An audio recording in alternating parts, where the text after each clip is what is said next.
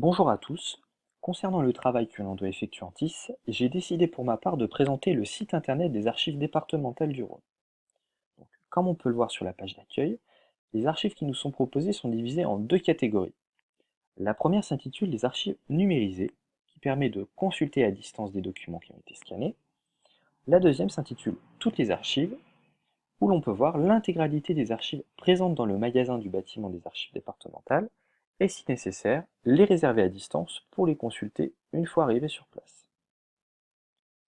Pour revenir aux archives numérisées, l'on peut donc consulter des documents tels que les registres d'état civil, le recensement ou encore le cadastre.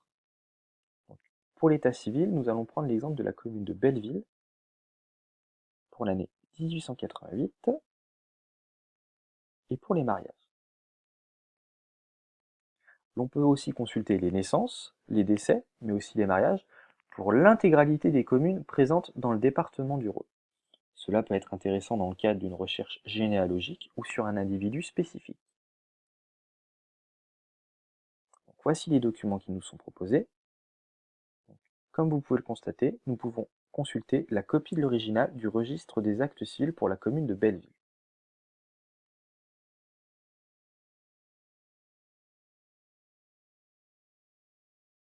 Ces archives numérisées permettent également de consulter les documents portant sur le recrutement militaire, comme vous pouvez le voir.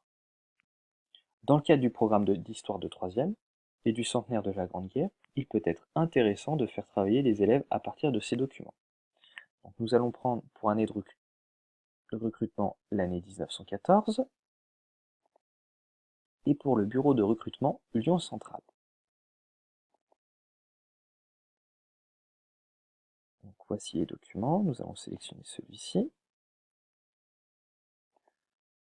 Comme vous pouvez le constater, nous pouvons avoir des informations sur les soldats qui ont intégré l'armée durant l'année 1914. Donc nous avons des informations sur sa date de naissance, sur son adresse, mais aussi sur sa carrière militaire. Est-ce qu'il a été blessé pendant la guerre? Est-ce qu'il a eu des médailles?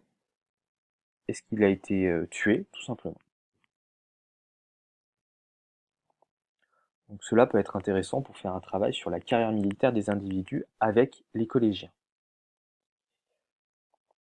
Le site internet des archives départementales propose également un tutoriel permettant de faire des recherches sur une personne dans le cadre de recherches généalogiques.